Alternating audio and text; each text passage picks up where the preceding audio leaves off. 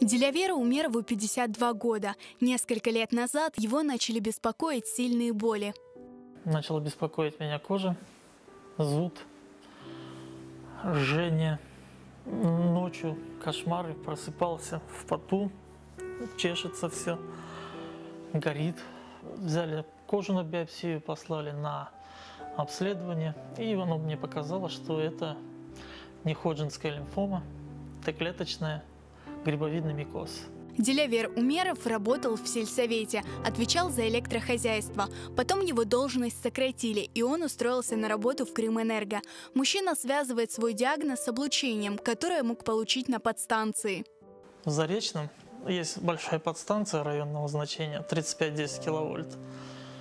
Туда нужен был дежурный электромонтер, оперативный работник.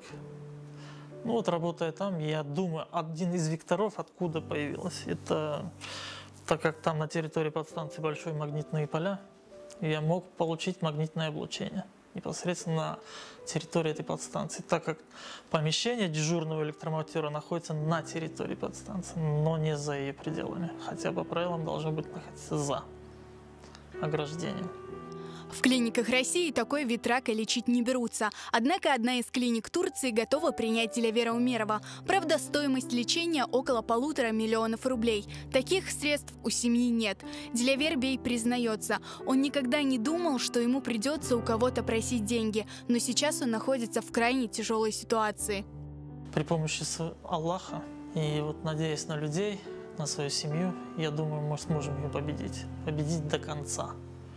И я буду одним из первых, кто победил вот этот грибовидный микоз.